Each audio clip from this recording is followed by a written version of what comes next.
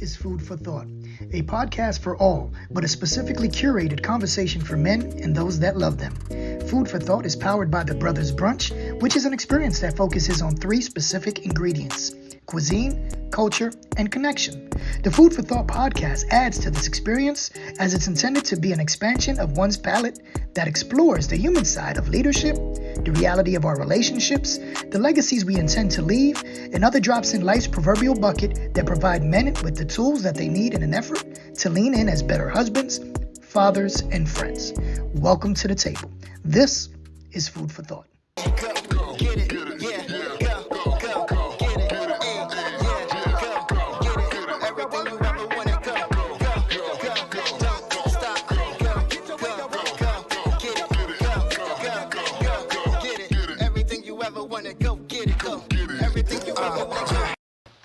Hey, what's good? Let's go! Today, I am excited. I get to sit down with not only someone for whom I admire, but a friend, right? And so you all know, you know the vibes, right? You realize that I'm only here because I get to talk to some really dope individuals, some entrepreneurs, some comedians, some people that are just really great at their craft, right? Just dope people. So I'd be remiss not to give my intro, right? I'm Kavan Turman, and welcome to Food for Thought, where we sit down and talk to some amazing individuals. And honestly, we actually just give brothers tools that they need to be better husbands, fathers, and friends. So this is not only for brothers, but it's for the women that love us, right? So I'm excited to be with you today. We have a lot to discuss. And it's so funny. I'm looking at my girl Nay in the green room. She doesn't know I can see her. And I feel like her twin is probably texting her like, "You got this, Nay. You got this." If I'm wrong, she gonna tell me. But I feel like the look she got on her face is that somebody going in on that text. So I'm excited. And without further ado, we're gonna talk to my homegirl. She is not only an educator, but she is an entrepreneur. She is doing her thing. You all have heard paparazzi. You know the vibes. You know, like the joint, the how they do. You know what I mean? Y'all already know. So she's not doing any of that. And this is not an opportunity call. So relax, all right? So without further ado, we got my homegirl, my friend, my chumpy. You'll hear about that later, Shanae. Hey, What's good? What's good? Oh man, I can't call it. You got the chat blowing up already. This probably gonna be my the show I get the most people on. What's that about? I don't know. You got a good lineup tonight. I got a good lineup. I do. Hey, listen, before we get started, I got to give some love to my boy Dio. You might have saw Puff. Diddy had this on the other day. My boy Dio, he's a Lincoln alum. He's a Lincoln alum. LU all day, Lincoln Pride. And he is doing his thing. This is his clothing line, Visionary Society. If you all recognize, every single time I step on the stage, I am very, very, hey, listen, stop the press. You see mommy? Go, Mom! Hey, Mom. I'm the bonus son. Y'all better recognize that. Wow, you better know. But I'm very intentional. Very intentional. Everything that I wear is black and brown people and people for whom I know, some people I don't know, but it's all about supporting us and letting our money circulate in our community. So, you know, that is what it is. Shanae, welcome to the table. Welcome. Thank you for having me. Thank you so much for having me. Shout out to everybody who's watching. I really appreciate it. I appreciate you. I appreciate your beautiful wife, Kalisha. I see Tisha's on. I see Beta is on. I see Malika. I see Siobhan. I see LU is representing. I see my Soros are representing. I see. Hey, best friend. Okay. Hey, Melena. Okay, my best friend is here. I'm just so excited to be here. Thank you so much for having me. No, it's my pleasure. You know, I'm super excited, and I never asked you why you call her Beta. You know what? No. Hold on to that. I just need to, because I need to know. You already know we got to talk about your twin, because you know she's officially my sister as well. But I want to do this the right way. Okay. Nay, we got a lot to talk about. Let's go. All right, so tell the people who you are. Tell them about yourself. My name is Shanae Fant. I am originally from Jamaica, Queens, New York. And this is water in here, y'all. Oh, it's water. It's water. It's water. My bishop is watching. Oh, who are you? So I am from Southside Jamaica, Queens, born and raised. I hail from the amazing university, Lincoln University of Pennsylvania, founded in 1854, America's oldest and first historically Black college. I am an educator to the core. I am the mother of 3 of the most special, beautiful brown boys that you ever know. I'm married to an amazing husband who changed my life and just my outlook on just love. Period. I'm Shout out to a Dave. sister. Shout out to Dave. I'm a sister. I'm a daughter. I'm a friend. You know, I wear many hats on a daily basis, and I just love what I do. I love That's that it. intro. So let's start here. What adjective would you use to describe your journey thus far? And when I say journey, I mean in life. I would say it was blessed. It wasn't easy, somewhat tumultuous, sometimes rocky, but very worth it. Challenging in some places, and then not so challenging in other places. But it's been a ride. I can honestly say that God has continued to bless me. I'm blessed with some of the dopest friends, some of the dopest family members. I mean, and I have a lot of stanchions of support so that I really didn't have to fall in places where I could have because other people fell before me. So That's that's what I dope. That's dope. That sounds like a real Lincoln person answer. So let's dig a little deep because I think people see the glory, but they don't really understand the story, right? And I- uh-huh. and all too often they see people who are what society deems as being successful, people who may have a bit of a coin. We got Mojo and the husband and the 3 kids, right? So at the end of the day, there, how was life for you? I'm curious because I don't think everybody has seen those moments, and we'll talk about some moments, but yeah, it has been a little rocky, I would imagine. But people don't. I don't think everybody knows that story, and honestly, it's not for everybody. But can you give us a high level understanding of who Shanae is and where you come from, outside of Absolutely. Queens? Okay. Well, shout out to Mojo, who is our family boxer, the dog I didn't know that I ever wanted. I have not been, I was never a dog person, an animal person. We grew up in apartments. So, we couldn't always have pets, but we do have a pet now. He is one of the loves of my life. So shout out to Mojo. I grew up, like, I can't even neglect to talk about Queens because that's who I am. And Okay, how did I fair. grow up? Honestly, if I told you how I grew up, I would say I grew up fine because I didn't know that we didn't grow up fine. In the moments in life when we weren't doing okay, I didn't have a bird's eye view into everybody else's lives to know that there were other people who weren't necessarily struggling the way we did.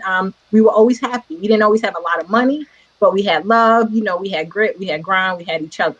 And that's just like real. If we had social media back then and I realized that there was a level of affluence that we weren't exposed to, maybe I would have been depressed. But we always knew God bless the child who got his own. So if we don't have it, you work for it. We were young. My mother forged our working papers early, like 14, so that we can get jobs. I have been making my own money for a very long time. So I've never really been dependent on anybody for anything.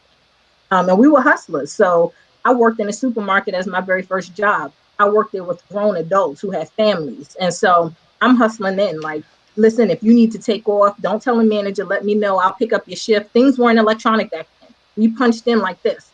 So they couldn't really watch our hours. I was strategic.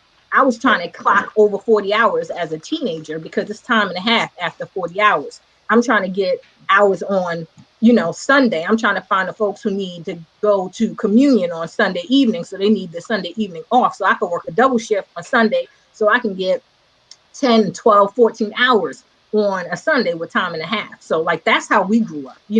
My mother has always been a single mother, but we didn't feel the void. I felt like the biggest void I felt was that I probably didn't need, my father there because my mother just did what she had to do. I don't know what it's like to be lonely because I always had my sisters. And that right there, you already have your built-in network because we had each other. All right, so there's so many directions I want to go in this, and so I want to touch on family before Okay. we get into any of the business because I know you about the business, right? But I want to touch on family, and I definitely want to touch on friends. It's crazy. I talked to our sister earlier today, Mhm. Our sister. Yeah, our sister, our twin, right? And it, I told her, I said, listen, I want to do the following themes, right? Vulnerability, family, tolerance, friendship, leadership, opportunities, intentionality, failure, balance, winning on purpose. She says, yo, you doing too much. How you gonna do all that in the hour? You know how she is, right? And Mhm. so, but I promise you, we got to get to all of this because there's some intersection in it all. And so, I don't want to be all over the place. So Mhm. I'm gonna be strategic, and I'm a ride the wave of family. I'm a ride the wave Gotcha. of family. All right. So with that, you have a twin. I do. Tell us a little bit about your twin. I have an identical twin sister. She is probably my just the crown jewel. She always says I'm the best part of her. She truly is the best part of me. We are in sync. I love the fact that we've never lived in the same area in our adult lives. However, we've been so close. She is my equal and my opposite. She's my accountability partner. She's so strategically smart. It's crazy. I'm like the English person, she's the math person. So we're the yin and the yang. She was a mother before I was a mother. She was a wife before I was a wife. So I get to learn from her daily. Um, and we bounce ideas off of each other. I don't do anything without like conferring with her first. We do not always agree. Let's be clear. We're like as as different as we can be, yet so similar. And I'm telling you, I love her. Like Interesting. literally, she's my favorite person. So if you are analytical, practical, logical, what would she need to be? So she's more strategic, mathematical, spontaneous. She's definitely more of a free spirit than I am. She's more of a let's figure it out and let's deal with the consequences later.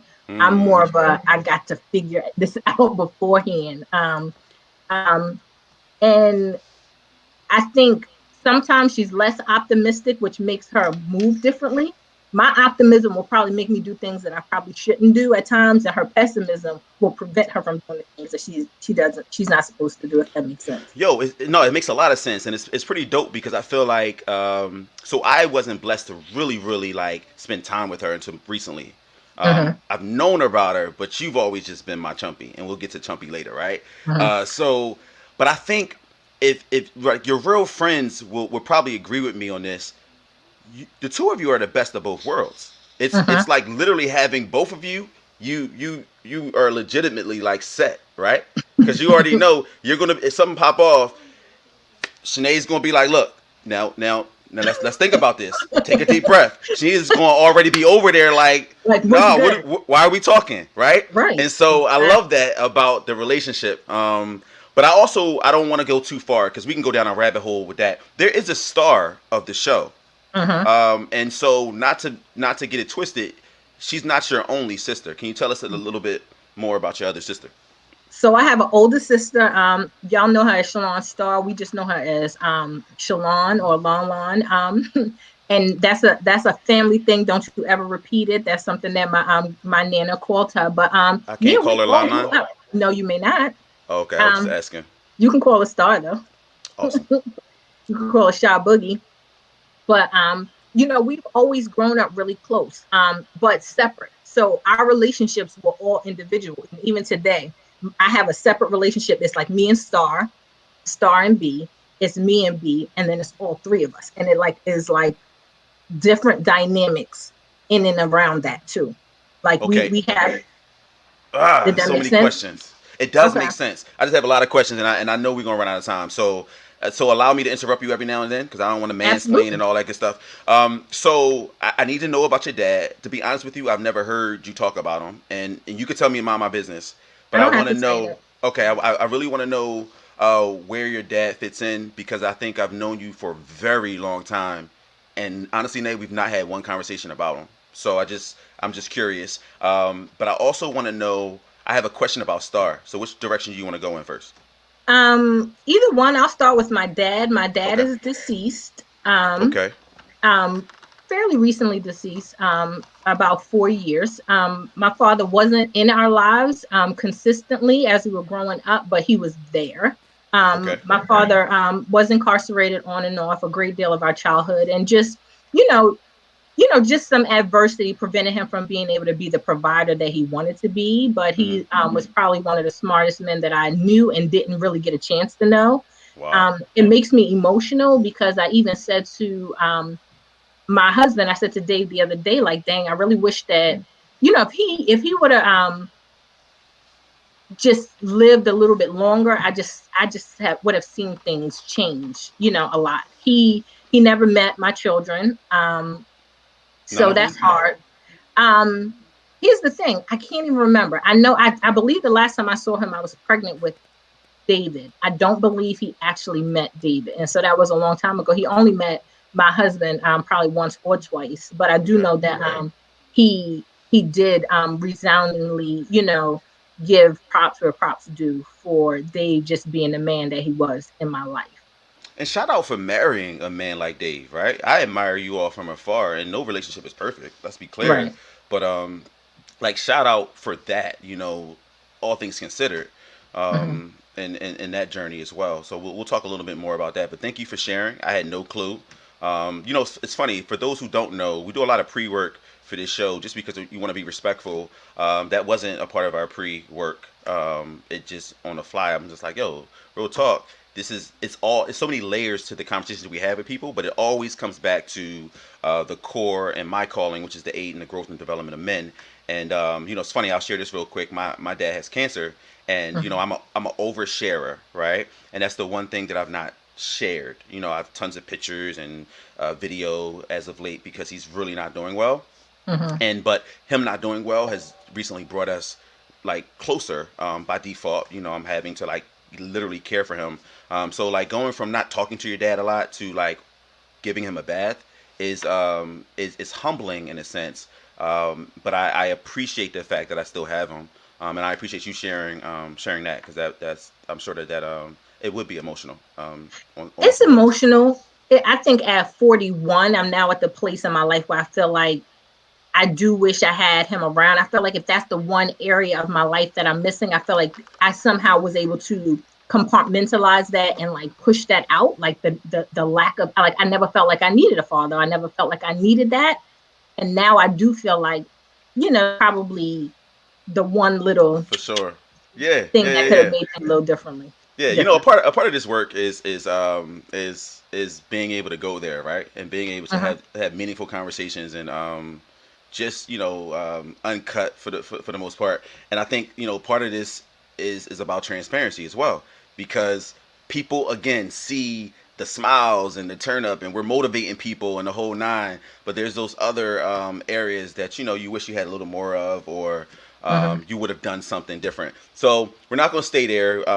We could, but we're gonna move on. Wow, there was another piece. I said, Dad. Star. Oh, Star. Okay, so listen, I've always wanted a twin. I think a lot of people probably did, but I always thought, like, first of all, like, she's dope, right? And I don't know her. Like, she doesn't even know me. I make comments on her page sometimes, like, yeah, I'm the other brother, and she just be like, and keep it moving, right? And so at some point she's gonna love me. But at the end of the day, I've always wondered, like, you and your sister are like thick as thieves, and I'm not like this is like honest to God. Like, I just really want to know, like, in having a twin but having an older sister, you already said that y'all relationships are like different, but like, do you ever like feel like your real day one literally is your twin? Like, you shared a whole space with her. And so, like, has that ever been weird in terms of like, the family dynamic or whatever? And we obviously don't need to go deep, not in this on this platform, right? But I'm just curious, like, could you tell the listeners like what's the family dynamic when you have another sister, but that twin, that relationship is unlike anything anybody else can imagine it being? It's different. You will probably be better suited to ask her that question because from my perspective, how I feel about it is just different. But also, you don't know what it's like to be a twin. I don't know what it's like not to be a twin. So because of that, it's like, this is just normal. So to me, that's a Shanae answer. I can't stand you. That is a Shanae answer. And you know it. I know you. I love you so much. I have two siblings. And so all I know is that I have two siblings. Now, I don't know what it's like to have a brother, but I know what it's like to have two sisters. And I believe that No. Grow up in a house with a brother. Okay. I know what it's like to have a brother. But you understand? So I would probably liken it to any other sibling dynamics. Whether you're twins or not, you're going to be closer to one or the other. But I don't know. Our bond is just ridiculous, and I can only attribute it is, it. And it's truly a family affair, and I love being an outsider looking in and an insider looking out. One thing I want to say about friendship, because I want to make this transition in terms of friendship. You have some amazing friends, and I know who your close ones are. But honestly, Nate, sometimes I think about it and I say, am I as close to Nate as I think I am? And just go with me here for a minute. I feel when I see you move, right? Mm-hmm. You make everybody that you touch feel like they're the most important person in the room. And low key, what's our nickname? Like, what do we call each other? There's a few of us that call each other this. Chumpy. All right, tell people where Chumpy comes from.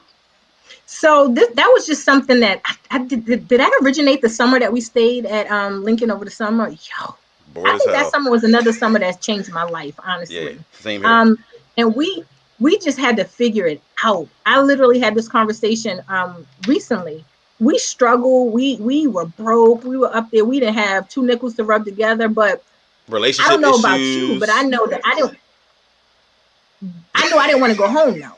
And so it's like, yeah, I'm gonna work this summer. If I can stay on campus, if I can have room and board, I'm gonna just figure it out. And we literally figured it out. And that was like a really we didn't have words to it back then, but if we had self-discovery and we had those terms, that's what it was. Epic. And I was the only dude in this dynamic, and it was epic. Like, I swear, I got so Malena and I, we went to church together growing up, but we weren't like close. It just solidified something that was very special to me, and to this day is a big deal for me. Right. But you're not gonna talk yourself out of the question. You have an ability to make everybody feel like they are, the most adored and special person in the room. And the craziest thing, no one ever feels any type of way about the next relationship, because they know deep down inside they have something that is special. It baffles me. Now, I've gotten the same response before. Yo, my man, you call everybody bro. Like, come on. Like, and some people be in their feelings. But how do you navigate that? Like, please tell me how. Like, what's your superpower? Well, have you ever seen me in a space around people who I don't adore, who really aren't as special to me? Like, literally, I make the people around me feel special because they really are special to me. Now, it would be different if we had like a public venue or like a concert or something. I don't know those people, but literally. All right, Shanae, can we stop for 1 minute? There's some foolishness in the comment. Anwan is saying something about he's your brother. Shout out to Anwan. He is my brother. You know that. A brother. A brother. So continue saying what you were saying. So you typically don't put yourself in spaces with people that you don't adore. I say that in jest, but like literally, I move and shake in areas and situations, created by love. And I do. I love everybody, and I do. I mean, when I see people and I'm excited to see them, that's going to radiate and it's going to show. I do have like this uncanny ability to make friends, like literally. And I love hard. I mean it too. And that's the crazy thing. If you don't know me, you might say, oh my gosh, he's so phony. How can you love so many people? I do. I mean, from a genuine place in the pit of my stomach, in the bottom of my heart, I do. And especially the circles that we run in, my Lincoln folks, I love them hard. You know what I mean? My team, I love them hard. My sorors, I love them hard. My friends, I love them hard. Like, it's just what it is. Yeah. How old were you when you felt different? Like, different from what? Just different from anybody else. Did you ever feel like you didn't fit in? Did you feel like you were meant to be a certain person? I guess on different levels of my life, I feel like I felt different. I was just having a conversation with my nephew the other day because he turned 24 yesterday. Is that the one at Dell State? Yes. Nice. Dell State, Jonathan, DJ Johnny, Hot 97's own, by the way. But oh, nice. I told him 2024 was a very pivotal year for me. And I just that's when I had a turn. Like 24 was my 24th birthday was a bad birthday. A lot of people very close to me forgot that it was my birthday. It was pre, iPhone and everything like that. That was back in the day, nights and weekends. I believe nights didn't start until 9 o'clock, so you didn't really get phone calls. You had to monitor your minutes and stuff like that. So 24 was like a really hard stumbling block for me. I remember it profoundly. But I think I kind of did it to myself. I intentionally didn't tell people my birthday was coming up and stuff like that. I just kind of wanted to see how it was going to work out. And it was like an epic fail. I was not happy, but I told myself I'm never going to have this type of birthday again. That's why I make sure that I celebrate my birthday how I want to, when I want to. And if I don't want to celebrate my birthday, I'm really clear. Like, oh, I'm good. I don't want to celebrate my birthday. We can go out to dinner. We can do this, but I'm good. And so I just literally had a pivot and kind of changed the overall direction of my life after that. I said, I don't want to do this no more. I was dealing with somebody at the time who legitimately forgot my birthday. I was like, I'm not doing this no more. Wow, it's funny, man. You said you said a lot in that that we could unpack. I'm going to be disciplined. All right, cool. So one of the things I didn't unpack fully is this notion of being like a twin. I've always wanted to ask a twin, have you ever traded places? And if so, can you tell us a quick story? We did. We did once. I'm pretty sure we did other times, but one thing I can tell you is that one thing about Beta and I is we didn't really want to be seen as different. So we didn't really do a lot of that twin stuff because we were sick of that growing up, so it's like, we just want to be normal because we were normal to ourselves. But we did switch classes once in kindergarten. We got through the whole day. Teachers never knew. It was like, I don't even remember how we legitimately came up with that plan. It's like, we're going to switch classes. And we made it through until the end when Shalon was picking us up from school. She's only 3 years older than us, but she had a lot of responsibility. Picked us up from school, and the teacher was like, okay, Shanae had a good day. She had homework. And then when they come out, and the other teacher, okay, yes, make sure she was like, that's not Shanae, that's Shanae. Oh, what do you mean? Oh, that's not Shanae. And then that's how we were found out that we switched classes that day. I think that's hilarious. And it was even more hilarious when your sister told me. I already knew the story. Oh, did you? That was hilarious. I was just wondering if, the crazy thing is y'all really do think alike. And I said, you know what? I'm going to see if she comes up with the same exact story. And sure enough. And I swear we didn't talk about it. I know you didn't because you didn't know that I talked to your sister. I sure did. Yo, this is hilarious. Okay, cool. So let's move on. I want to know, and we're staying on family because we're going to shift to paparazzi in a minute, but how are you raising your kids differently than how you were brought up? Well, number one, we live in a 2-family household, so that's different, and that's still an adjustment and shift to me. My oldest son is going to be 14, and so even being a mother for 14 years, I'm still growing and learning because it's still a balance. But my mother said when, period. She didn't have to bounce any ideas off of anybody. She didn't have to confer with anybody, but she said when. And it wasn't we already knew that this is what happened because I said it. And so the balance of, well, let me take into consideration, what Dave has to say about this, and it's really hard. I'm not even used to a male disciplining, children because I've never seen it firsthand, Wow. So, but I'm raising them different. I don't know, we were raised to kind of get it out the mud and you know what I mean, and struggle as a badge of honor to show that I had to struggle first to get to where I'm going. I don't want them to know the struggle at all. I want them to be cognizant of it. I don't want them to be snotty and snooty, but I don't want that to be part of their narrative because it's not true. You don't have to struggle.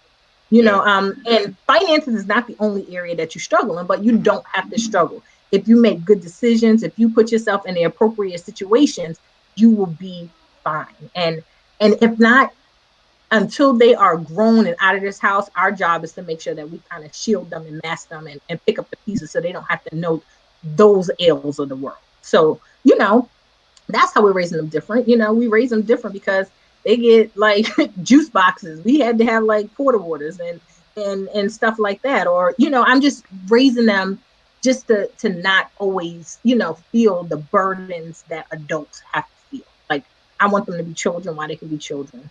You know, Mm, and not that I love they that. always they don't hear no. They hear no all the time, but they hear no because you know, and they don't. Dave's on here. Shout out to Dave on here. I just want to make sure that I want to raise them as whole adults. I want them to enter into any relationship, whether it's a friendship, whether it's a group project, their school, whether it's a relationship, already being whole. So I don't want to be a part of tearing down who they are so that they can't be whole. You know what I mean? In fact, I want to overflow their cup so that they can have more to give to other people. That's it. Like I just want them to be whole, productive members of society. That's it. That is so awesome and very well put. I think oftentimes people will trick you into thinking that um,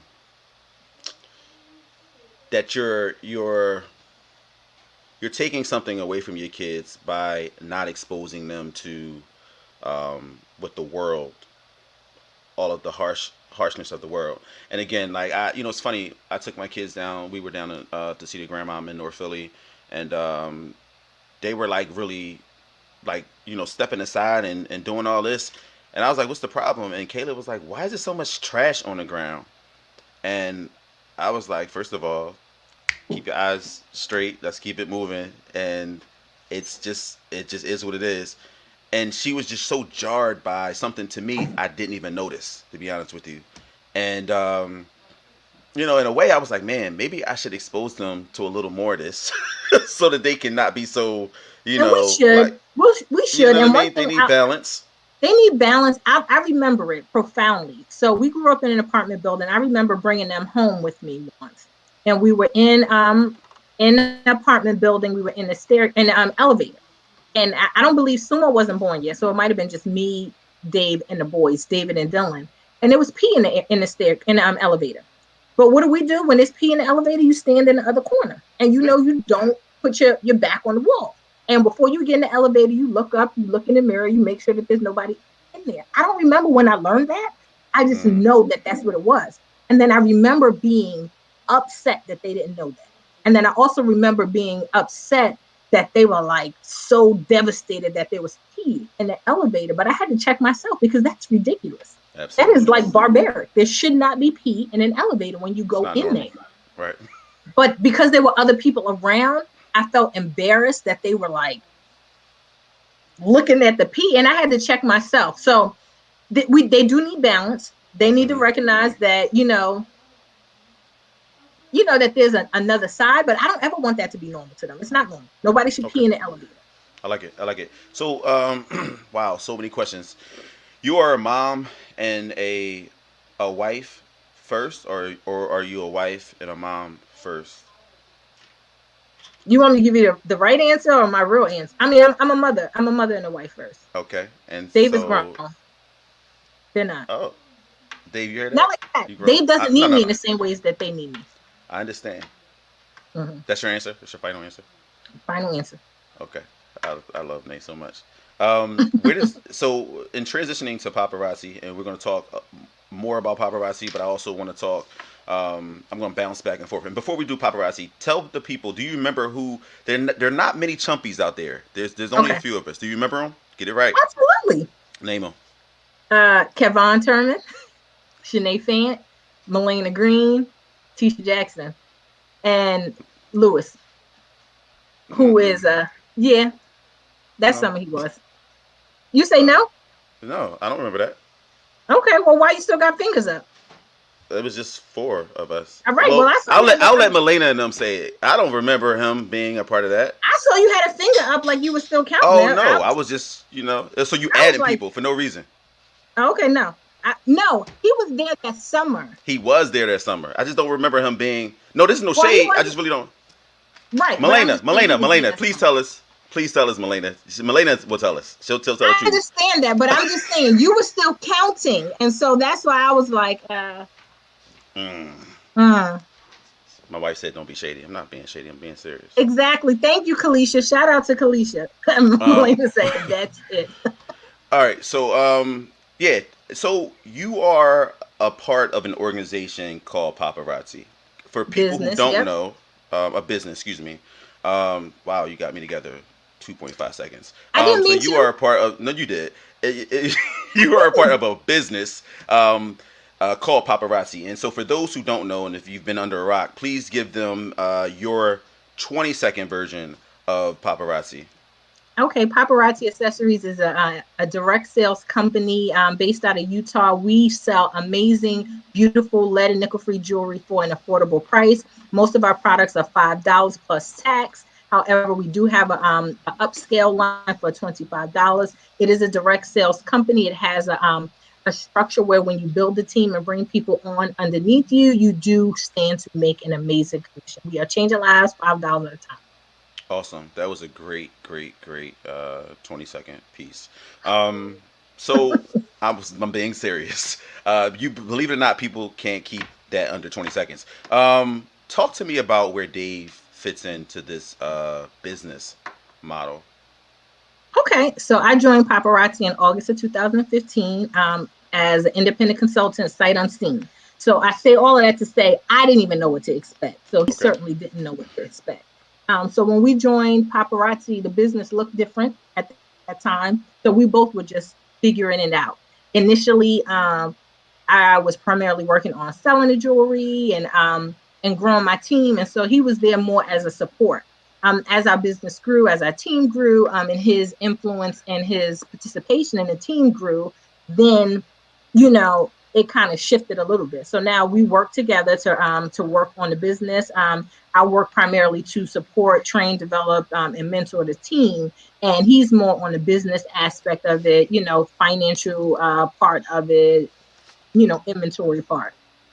Okay, so when you reference the team, I just want to put things in its proper context. Now, of course, the people who are watching, who are paparazzi consultants, they get it.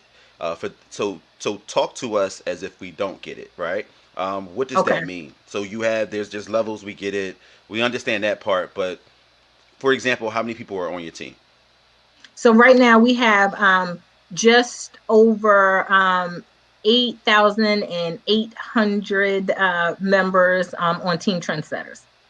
And So that about is 8,800 8,800 people under you. under the Trendsetter umbrella. I have Okay. personally sponsored 97 people, and then out of that 97, everybody underneath has grown their teams as well to produce the 8,800 plus people on our team. Okay. So, but all things considered, Team Trendsetters is led by who? Team Trendsetters is led by the Team Trailblazers, our Trailblazer leadership team. Okay. And so get you gonna make me work for this. Give us the org chart, right? So if there's an Yes, org I chart, am. Yes, the org chart. Yes, I am leader. Listen. Yes, I Jesus. don't hold your don't Look, hold your forehead, bro. if Shanita was on this Yes, joint, she'd be like, look, and this is how it go, and this is yeah. yes. So That's I my am. homie. Yes, I am the leader of Team Trendsetters, a proud and humbled leader. Yes. Nice. All right, so you have different, and so just for people to understand, you have different teams, and so there is Team Trendsetter, but then someone else as you go down or over to the side, everyone has their own team name, and under Absolutely. your team name, you have Trendsetters, 8,800 people. Hmm. Sinead, it's a lot of people. It is a lot of people. I'm blessed about It's a that. lot of people, but to whom much is given, much is required, and we know that. But I got questions. I got questions because one, you still work a full time job, I do, because and I'm crazy. yeah, but and so we're gonna talk about that. But like, you have 8,800 people working a full time job, and everybody feels super special when it comes to you. You stay on the trendsetters page, motivating people. You do opportunity calls what once a week or once every Twice a two week, twice Sunday and Wednesday. so now I got questions. I want to know one on both sides of the fence, right? Hmm. I want to dig a little deeper in terms of like um, Dave and you being the wife and the mom on that side of it and having to share your time, how you balance that. But I Hmm. also want to know how you do what you do for Team Trendsetters and do it well. I talk about balance. I'm, you know, wise enough to know that I don't get it right all the time. Trust me. There's only 24 hours in a day. The kids do come first. Working a full-time career and balancing a team is difficult. But one thing I could say is that Dave and I are partners in the work. And even if he's not actively doing the work, he's not actively being an adversary to the work, which is also an issue that some people may have. So That's good. I don't have, to deal with that. And what he also does is lighten my load. Like if kids need something, or if, Mojo needs something or whatever, he makes space so that I can be great in this area, which is, where I guess, the stars and the sun and the moon and, that all collides. Get your water. Get your water on that. Get your water on that. Because listen, here's to no. We're supposed to toast. Oh, I was actually parched. Okay. So here's to the power of partnership, right? And I think what you said convicts me personally, because I've been an adversary of the work, right? When you don't see, when you scroll on your timeline and you're like, oh, they out here winning. Oh, paparazzi pay for that? Like, I've been that guy, right? So I'm convicted. But there's power in partnership. And one of the things you said, I need you to repeat it, is he's not, he may not actually be doing the work all the time, because he does do some things, but he's not a what? He's not an adversary. Let's toast to that. That's good. And what I want people to catch is that it's not about just paparazzi. These are life hacks, right? This is about life in general, because everybody has a different hustle, everybody has a different grind, everybody has a different job. And I think that the support that you get from someone who you're married with it can be life altering, and it could be the difference between you being good and you being great. Can I also say this though?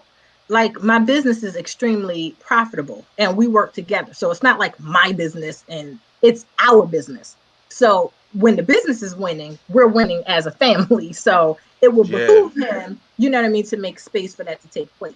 So can you talk in high levels? Like when you drop things like profitable, people, sometimes people can't draw the correlation between $5 jewelry, lead nickel free. There's 3 ways to make money in this business. Like I hear you though. Go. Oh, listen, I could do an opportunity call. Let's be clear, Let's go. We're about to get you on there.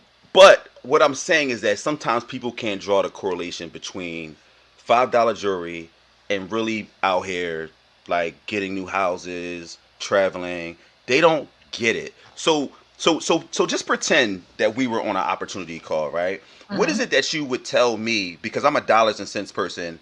Like, even down to like 45% off of each. Like, give me a quick and dirty of how do you make money in this business? Like you say, it's profitable, but some people can't put 2 and 2 together. $5 jewelry, and which is not what you're making when you sell a piece of jewelry. You have to subtract, obviously, what you purchased it for. So run that for me, please. So, and I'm going to talk high level, so I'm not going to talk math, but I'm going to let people know if I have on-hand inventory that I've already purchased, when I sell that jewelry, I don't have to give anybody any money. That money belongs to me. Now, should I, reinvest it back in my business to buy additional profit, then, which is a best practice, then that's up to me. But if I have a need for $100 right now, I can go sell 20 pieces of jewelry and get that $100, period. If I have a need for something for $2, I can go sell 40 pieces of jewelry and get it outright. Boom. I have an opportunity to share this business with other people. They can join, they could change their lives, make retail profit, and they don't pay me anything, but paparazzi will pay me a business building bonus for that. Wealth doesn't have to be obnoxious. Wealth doesn't have to be gaudy. It doesn't have to be boisterous, but you can be financially free without having to let the world know. And I say that to say, when I first started teaching in 2001, I made $32,000 a year to teach. $32,000 a year. And I was happier than a pig in slop. You couldn't tell me and Sheikah anything. You couldn't. Because we were out here doing it and we didn't have to ask anybody for any money. But I can tell you this, I make that in a month. Plus. So it's out here if folks are trying to get it. And I also realized in 2021, opportunities like this have been around for a very long time. We just didn't know about it.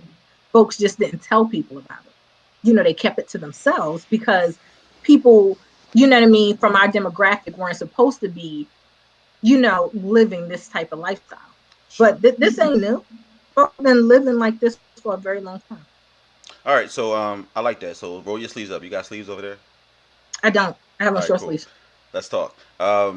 So I love that I love your transparency, and I love that. And so one of the things I kind of wanted to know was, this, yeah, this business is very profitable to Mhm. a lot of people. Um, how do you deal with difficult people who make you lots of money? Uh, the people who make lots of money aren't difficult. Hmm. You got to know the difference between an asset and a liability. You know, so if Preach. somebody is, you know, making you a lot of money, your tolerance, grows a little bit. But people who are making a lot of money are making a lot. What?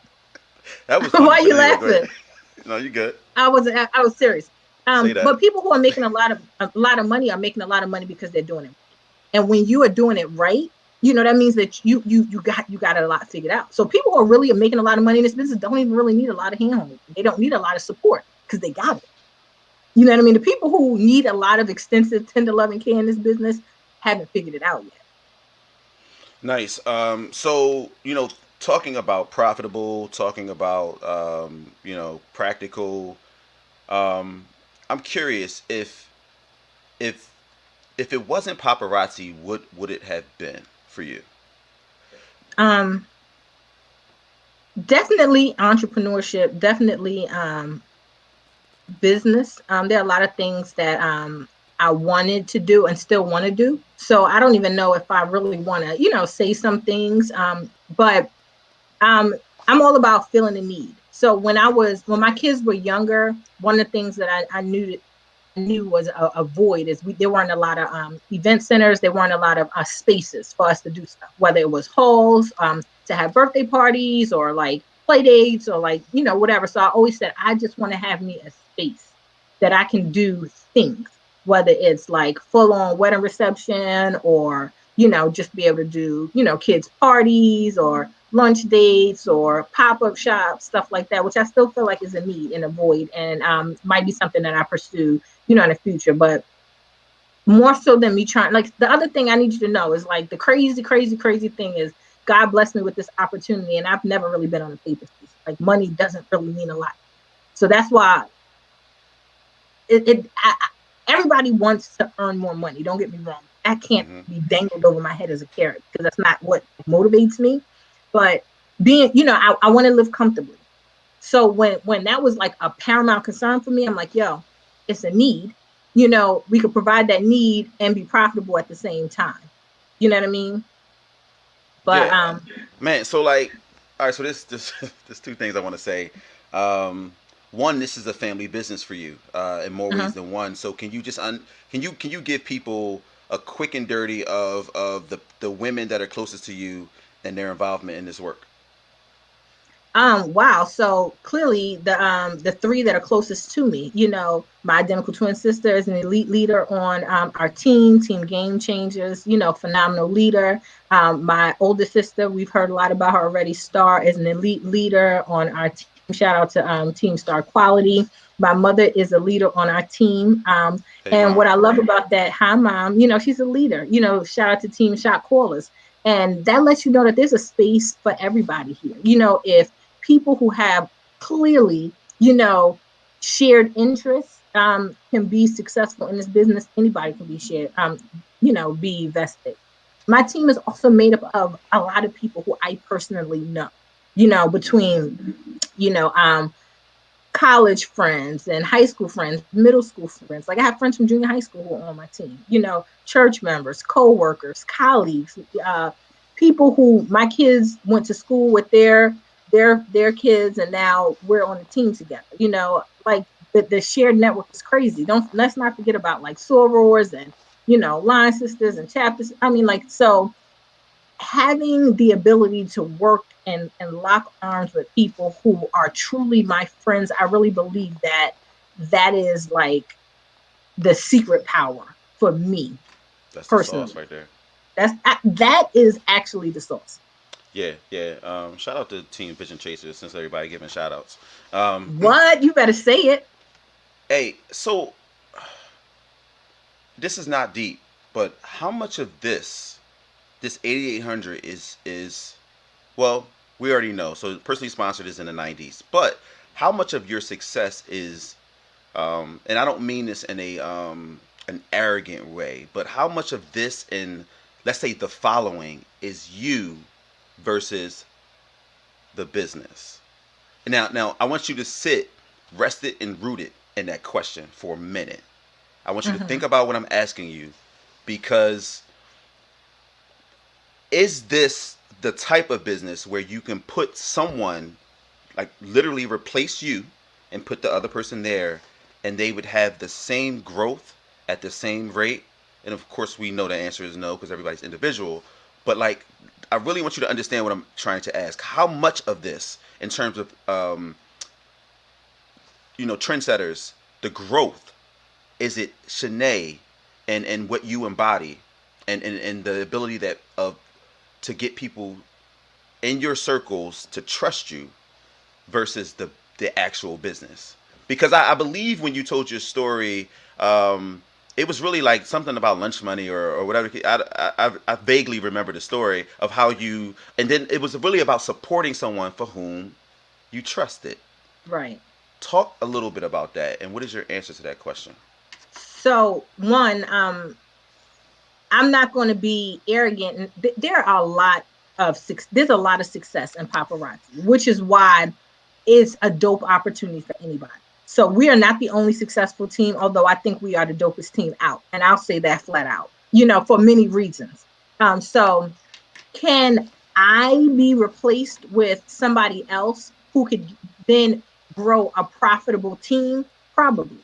But what makes Trendsetters different is like the climate and culture on our team. Like, I don't believe that can be replaced. I don't believe that can be duplicated, because that is really what is the difference maker in what we do.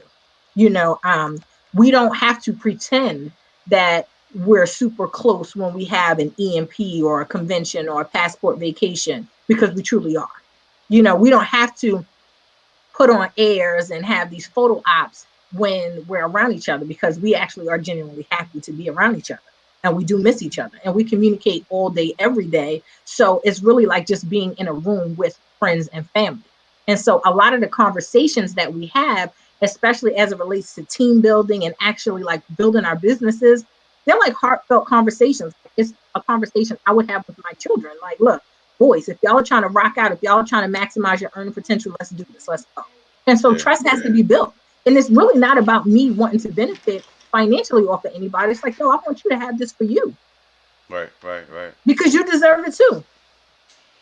Yeah, Nay, leadership matters, and I think it's not corny. We don't have to like go on and on about it, but it does matter. I was having a conversation with my bishop at my church the other day, and I made a statement. I said, "Listen, Doc, like, I feel like I'm a boss in my own right.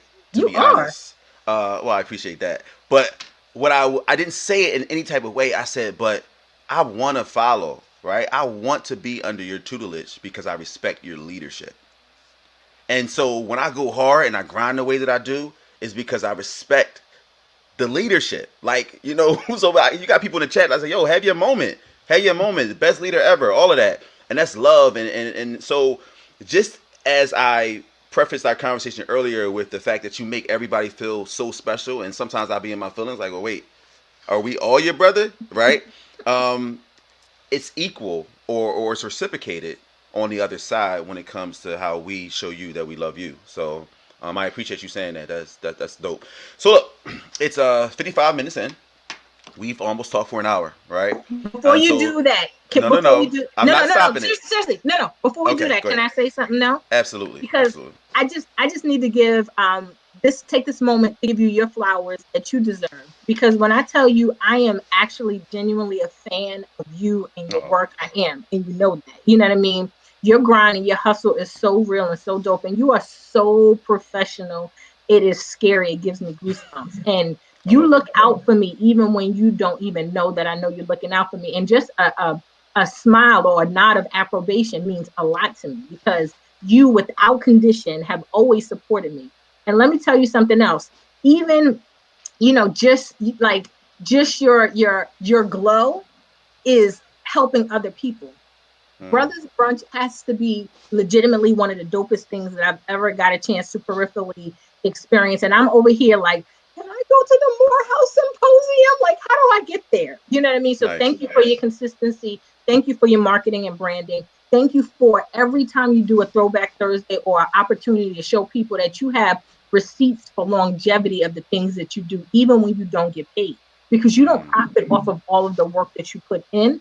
But I promise you, it is making a difference. And my thought to you is that, God is going to open up a windfall for you, because I don't even believe that there's always a space to monetize your talents. Because you didn't ask me about my talents. I don't know if paparazzi is my greatest talent, and I'm okay with that. Wow. Because I want to continue to work, like my team and team building, and not even team building as it relates to recruiting, but building my team. That's more of my talent. That's what I want to covet. I don't want to have to put a price tag on it. But I understand selling jewelry is going to be a moneymaker, And so I can't wait for, like, I don't want you to ever have to like live off of your talents, because they just free flow so well. And so God is going to continue to bless you by way of like corporate level grants and just funding for all of your stuff, not just to run your program, but to make sure that you and your family live well and abundantly. Because, and guess what else? Y'all team is about to blow up and multiply as well. Yes, period. I receive it. On everything. And y'all deserve it. So thank you for being a constant in my life, because you have been a constant in my life, regardless of social media, picking up the phone, hey, Nate, how's good? How's it going? I appreciate that. I just want to say that. That's love. I appreciate it.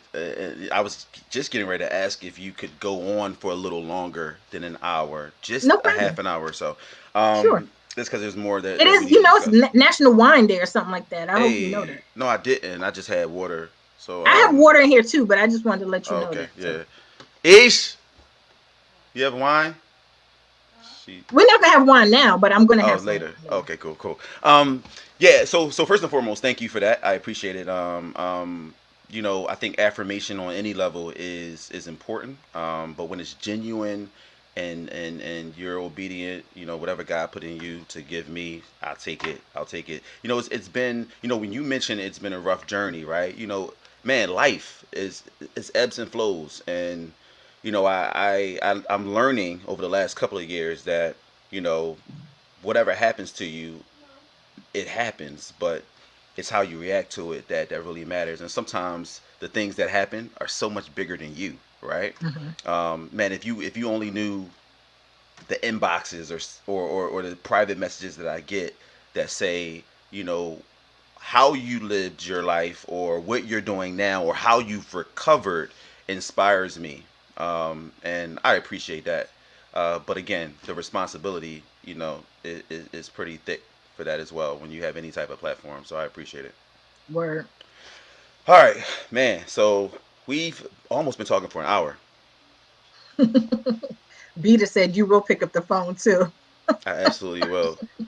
Yo, I love your sister, man. And I kind of feel like you did not fully share her with your Lincoln family. She was in the military when we were in undergrad. So she was overseas. Okay, yes. So you had to get me together again. Okay, cool. All right, so we got other questions. We talked about that. Talked about that. And so name an insecurity that no one would know you had. What am I? Not doing well is an insecurity of mine. I want to do well. I don't have to be perfect, but I do want to do well. What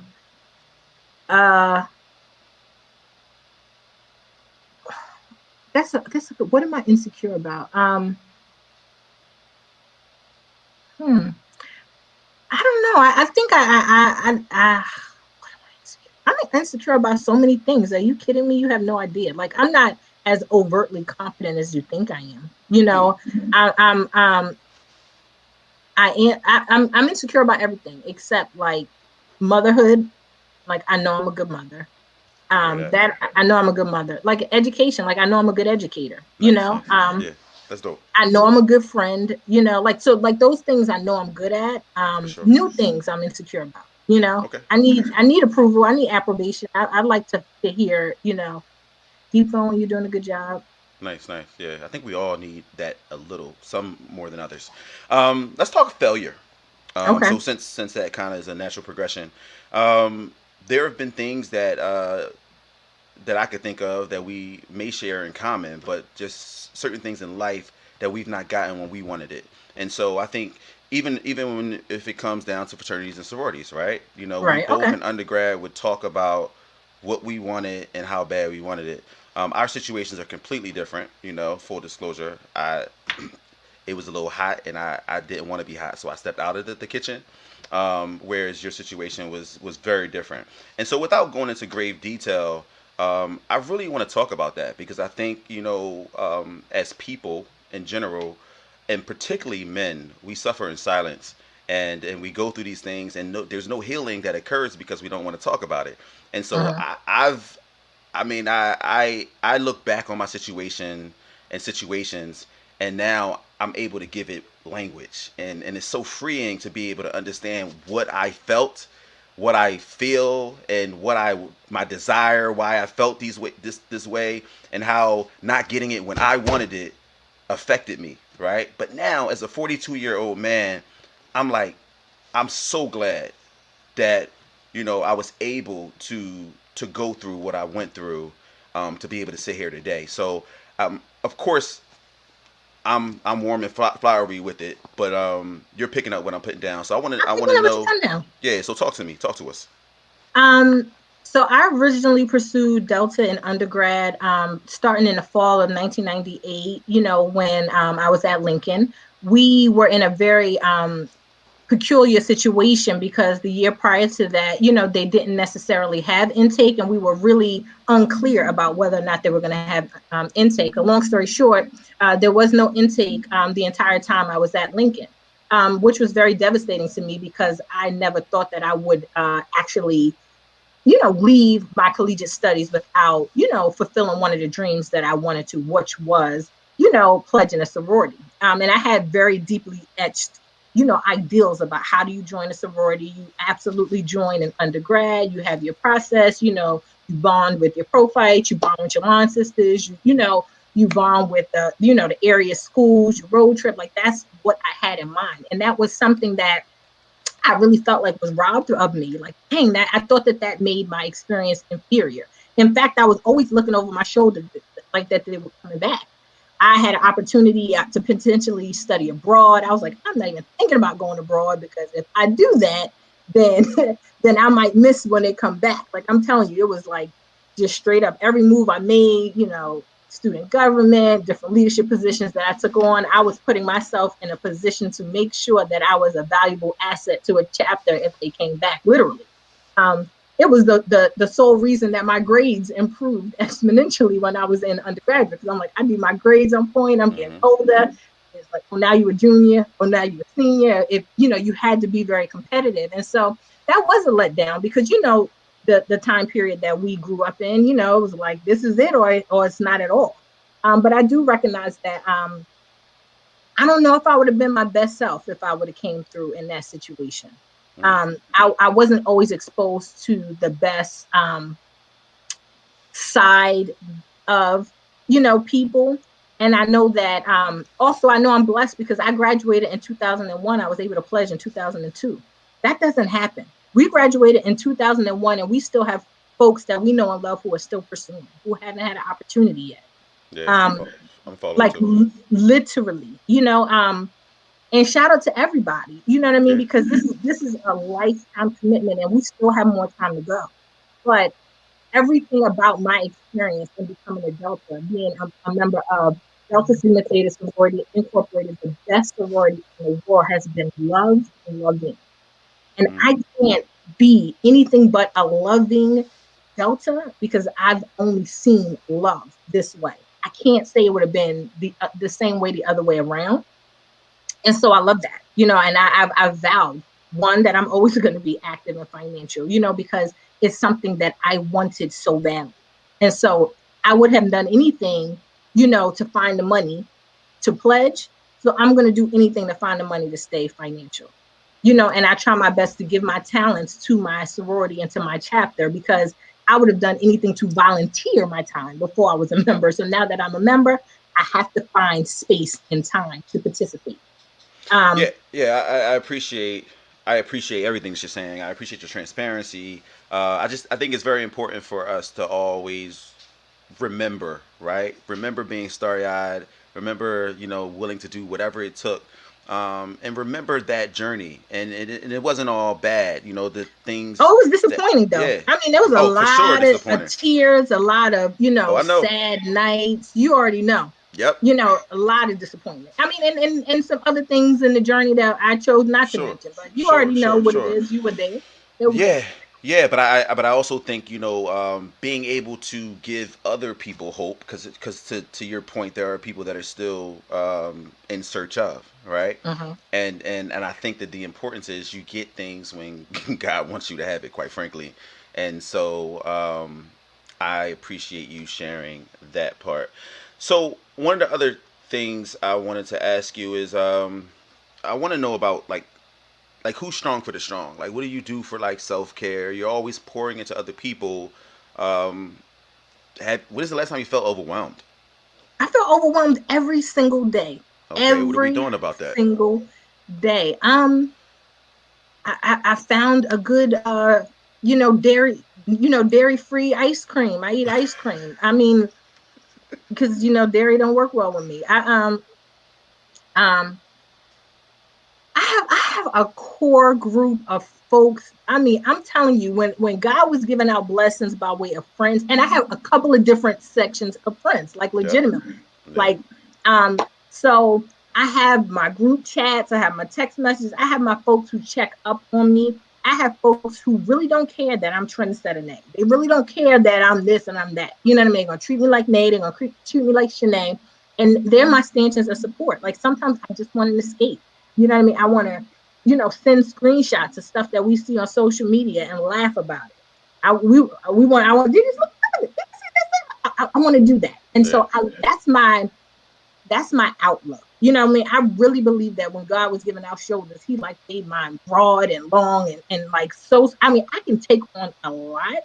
And luckily I require less sleep than the average person. So self-care to me is when the house is shut down and I don't have to pack orders and I'm no longer pumping content on my page or whatever. And Dave look at me like I'm crazy sometimes. And sometimes he like gets out of tune, like, yo, Slim, like turn the TV up, go to sleep. I'm like, I don't want to. I don't care. I don't want to. I want to feel like I'm doing something for myself. So I might stay up. And guess what? I might keep falling asleep and wake up. I'm gonna rewind it and act like but that's fine. That's my self-care. That's my me time. That's what I want to do for me. Is that what Dave calls you, Slim? Yes, he does. Because I'm so fit and trim. Did you notice? Next. But yes, he calls me Slim or Slimmy. I'm curious. What would you say you are a fanatic about, or would spare no expense? Because when I look at you, Nate, honestly, you don't. So for people who don't know, when we went on that retreat, man, your team blessed you with some beautiful gifts, right? And they were pretty expensive gifts, and you just cried and cried and cried. I was like, oh, enough already. But then I had to think about it, like, yo, you're crying because you legit probably wouldn't have bought those things for yourself. And so what would you spare no expense on? Like, what is your thing? Because I feel like you're super practical. I feel like you could be sitting on $10 million right now and you still would be the same happy go lucky doing lives.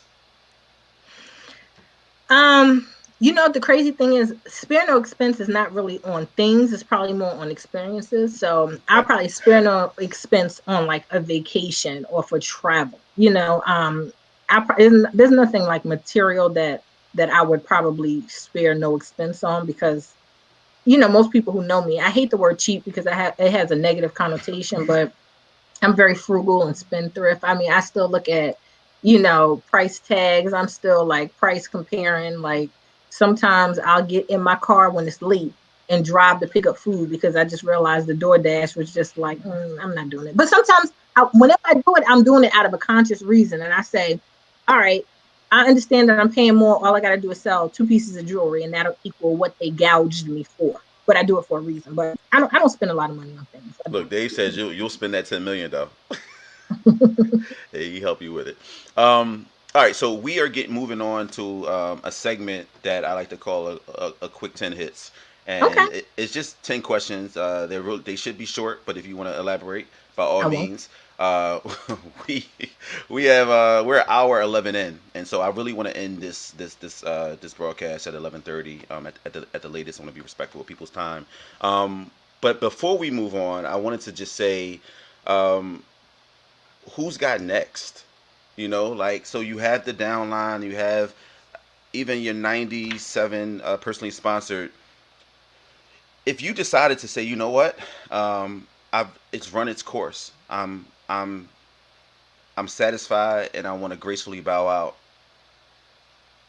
Is there one person that you can honestly, and maybe you don't even mention them, right? But is there a person outside of the team? I'm thinking, you know how we have, I interviewed someone on here, his name is Derek Reed, and he talks about, it's a boxing reference, but you have your cut man, you have your corner people, and you have your your the other folks, the people that are in the crowd.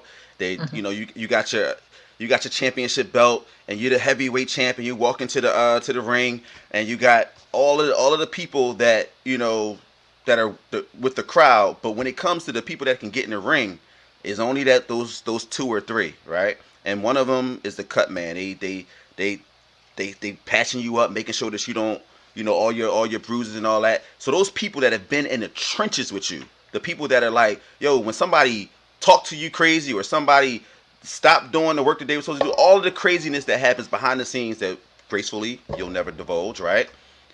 Those people, the people that have been with you through all of this, do you feel like you have a clear line of succession in this business where you can step aside, and maybe team trendsetters could even still survive? Um, well, yeah, but everybody on our team has the same ability, like legitimately. Anybody on our team. And you could be a star consultant, or you can be a jet setter like I am. Like, legitimately, there's no rhyme or reason. And I say profoundly and humbly, I'm not, you know what I mean, like the grand poobah of paparazzi. I'm doing well, and I'm appreciative. There are many people who are doing just as well or better if we're looking at what you can earn in this business as a mark of, what is doing well, but this bit, like, you can absolutely, there's somebody who can put their foot in the path today and they could surpass me easily. And the ease of it is that they don't have to figure it out like we did. When I first came in, all of these stances of support were not put in place. The systems were not put in place. The documented, blueprint was not in place. Now anybody can do it. So I can't. It's not a need for a succession. Like, legitimately, everybody can rise up together. Nice. Mathematically, it can happen, and they could supersede me and surpass me easily. Yeah, it's funny. Mommy said something about your AOL. The fact that you have an AOL email is hilarious to me. I didn't even know It's they still had it. consistent. It's consistent. Who Okay. consistent. All I don't right. know many people with an Okay. AOL. She's Um, consistent. I've but driven the same car for over 11 years, had the same email for over 15 years, the same man for over 15 years. We just moved about 3 years ago, but prior to that, I've lived in the same house for years. It's consistency. Same job, like, it's consistency. I like it, and it's what makes you you. So I appreciate that. All right, are you ready? I'm ready. All right, cool. Name one thing you can't live without. My iPhone. Uh, what do you want to retire doing? Running this team. Paparazzi.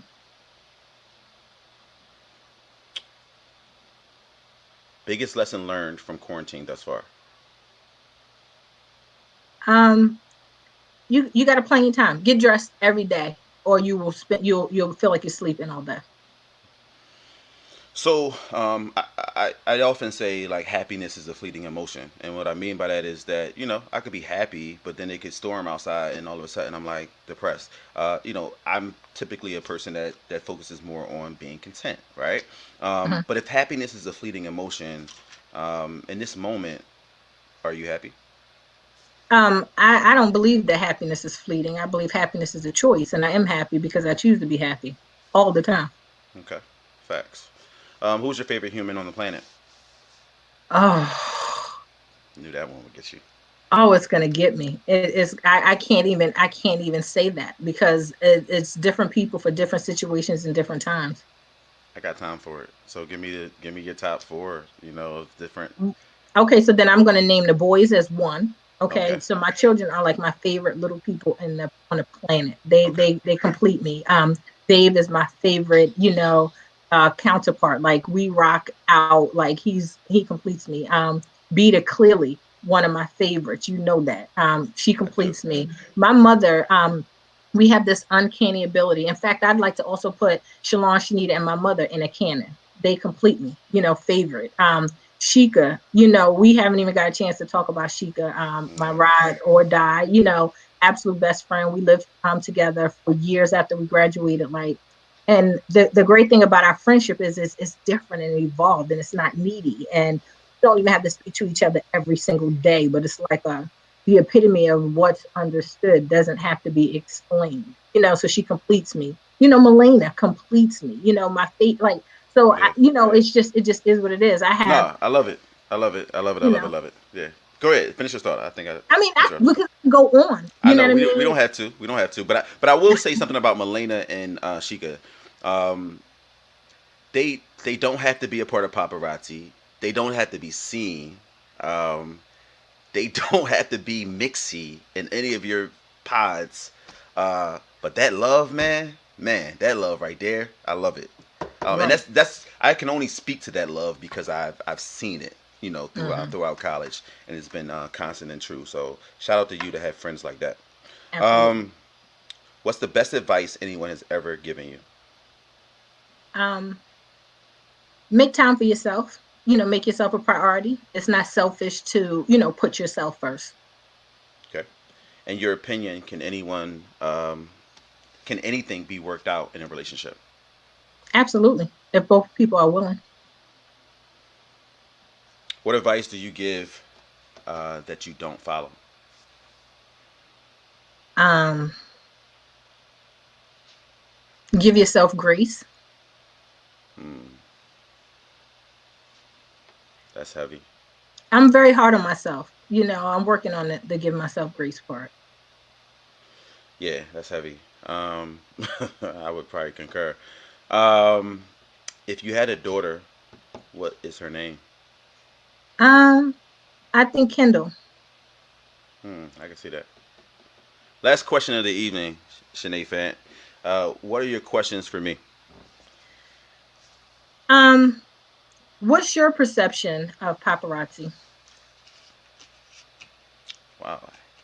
Uh, Probably should have asked you to give me the question before. And I Uh, think you didn't, right? And I just made that up, but I just want to know what's your take on it? um, you know, it. My take is that it is absolutely a sales business, and it will work for you if you work it. That's Hmm. my perception. So I think I'm spoiled in a sense because I consider you to be my friend, and so we've had heart to hearts. We talked offline about this business, and you've introduced me to Dave, and I've had heart to hearts with him about this business from a male's perspective because I don't didn't always see the light at the end of the tunnel. And so for me, I'm a results person. I really just it's hard for me not see. Here's the thing. I understand things are quantitative and qualitative, and I understand how they correlate. But for me, it has to make it make sense for me.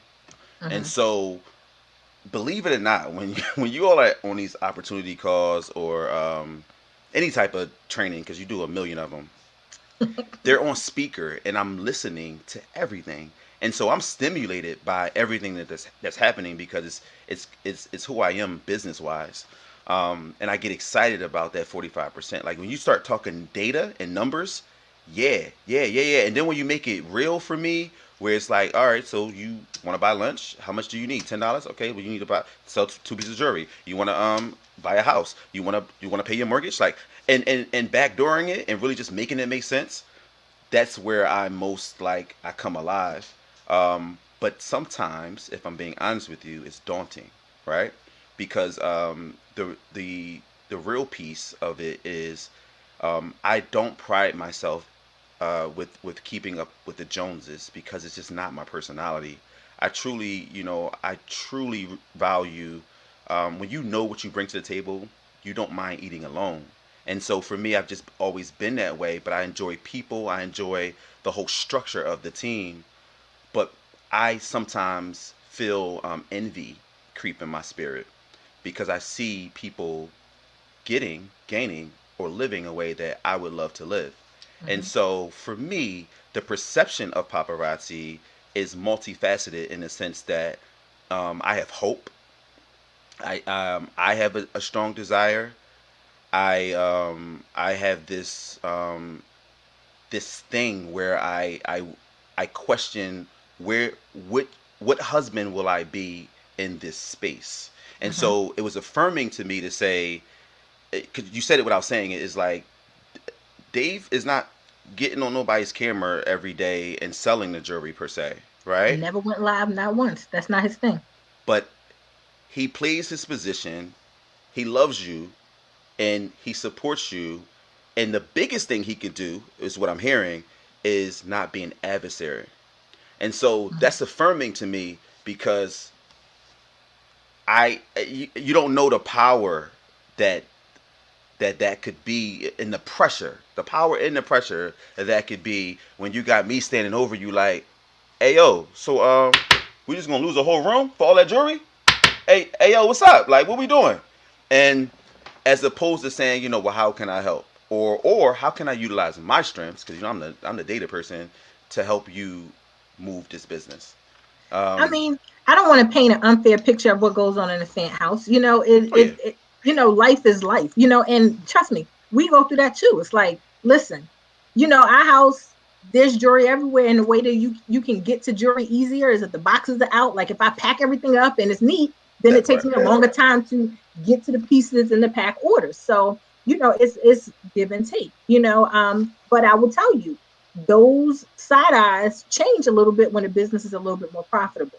You know what? You go ahead and have those boxes all over this room, Oh yeah, I can because sell I know out. this, it changes up a little bit, but also understanding that you're not crazy and what your experience is not all you see is this in everybody for Hmm. everybody.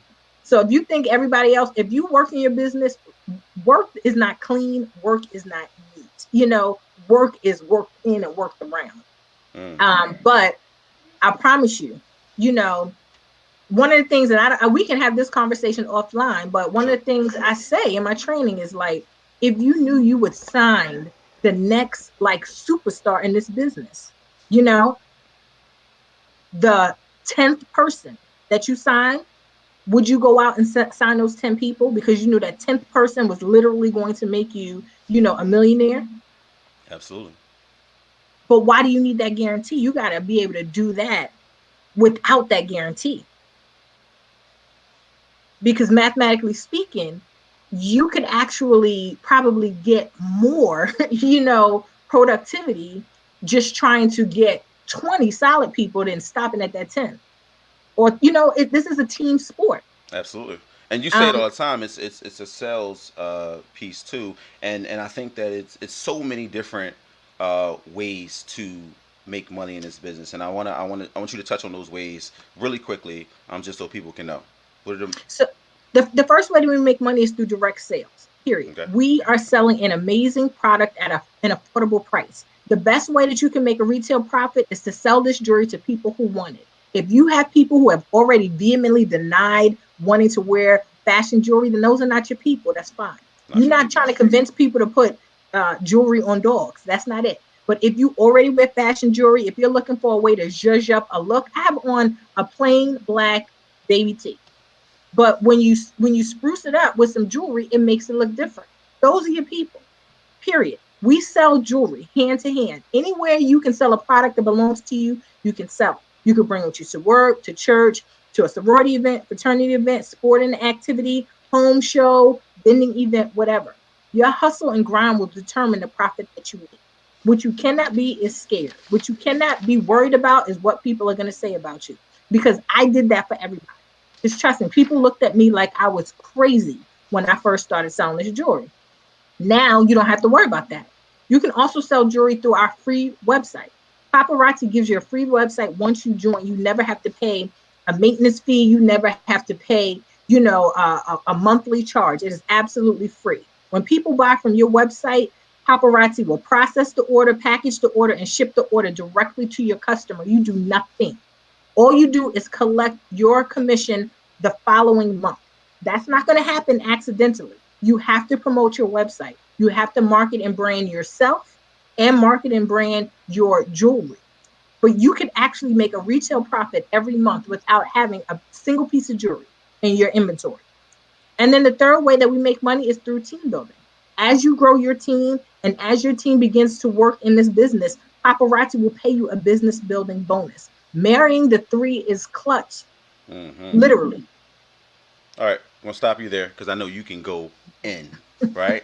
I put this on the screen because I was talking to our sister earlier today, and she said this means something to her, and she just mentioned it casually, but I had to write it down because I was like, "Yo, this is good," and I want to know what it means to you first, and then I'll tell you more about our conversation.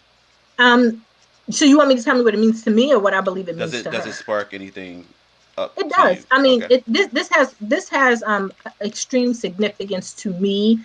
It is rooted in a lot of the conversations that she and I have. I believe that as it relates to paparazzi, we cannot negate the fact that this is network marketing. And network marketing is rooted in the first word, which is network and networking. My business. So if you would have asked me how was my personal business or my personal team different than a lot of other teams, the overwhelming majority of the people on my team, particularly the people who I personally sponsored, I already knew when I brought into this business. And that is probably something that most people cannot say. Um, and so your network, you hear people say it all the time, your network determines your net worth. It's the truth.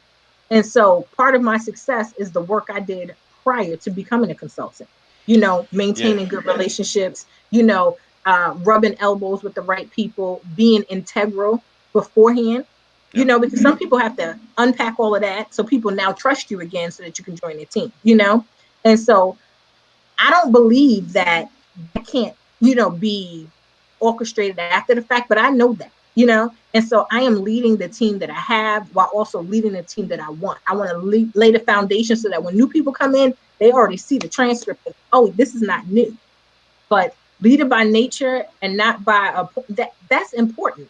So I know that we have so many leaders on our team. When I say dope, like phenomenal, will lead circles around me. Nice. Innovation. In terms of thought process, execution, implementation. And so their team just has to catch up to where their leadership is. So Got it. you tell So me what you think about that. no. It's quick and dirty. It was it's something. It's how you all were raised apparently. From mommy. Mommy apparently alluded or said that, and it's been embedded in her spirit for sure. And I just wanted to mention it because it seems like it's the foundation of how you all lean It into is. most situations. So we have about 30 seconds, just because we're being intentional. And I want to thank you. I appreciate Thank you. And I'm gonna let you end it. I appreciate this opportunity, to, have some food for thought. The food for thought is this. One of the things that I said earlier is like struggle doesn't have to be a reality. So whether you want to do paparazzi or whether you want to do something else, figure out what your niche is, and figure out how you want to make, a difference. And so that's the main thing I want to tell people. I'm not sure. I think Kevin went up. So, oh, I'm sorry. That's the I was main thing I giving you want the to. stage, but Oh, yeah. You see me? I was like, that's the main thing. Figure out what it is, recreate your narrative, and you can recreate it every single day of the week. You don't have to be who you used to be. You don't have to be who you think people want you to be. Just be what is satisfying to your soul. You know what I mean? Get that food for thought. Shout out to the Brothers Brunch. Shout out to Kevin for being just a great friend, a great father, a dope dad, an amazing husband. And I'm just telling you guys, let's continue to lay down a legacy for other people. I don't want this to be something that only a select few of us have. And it does not have to be direct sales. It does not have to be paparazzi. But I'm going to tell you this, it doesn't have to be hard either. There are many ways that we can find our path to wealth and get it. We deserve it. We don't have to live in this humble situation where it's like, oh, I'm good, I'm happy. We can be happy and well off too. Facts. Well, folks, you have it here. If we can get it like a round of applause, virtual applause for my homegirl, my chumpy, Shanae. I love her family. I think she's married to one of the dopest dudes on the planet. Her mom is my mom, her sisters are my sisters, and you're lucky in life when you are able to experience that type of friendship. So thank you, Shanae. I appreciate you. I'm gonna put you. Don't leave yet. I want to talk to you. All right. Okay. Thank you so much for joining us today. This is Food for Thought. I'm Kavan Turman, your host. Again, we pour into men and those that love us so that we can show up as better husbands, fathers, and friends. We appreciate your love. We appreciate your support, and we're out. This is Food for Thought, a podcast for all, but a specifically curated conversation for men and those that love them. Food for Thought is powered by the Brothers Brunch, which is an experience that focuses on 3 specific ingredients: cuisine, culture, and connection. The Food for Thought podcast adds to this experience as it's intended to be an expansion of one's palate that explores the human side of leadership, the reality of our relationships, the legacies we intend to leave, and other drops in life's proverbial bucket that provide men with the tools that they need in an effort to lean in as better husbands, fathers, and friends. Welcome to the table. This is Food for Thought.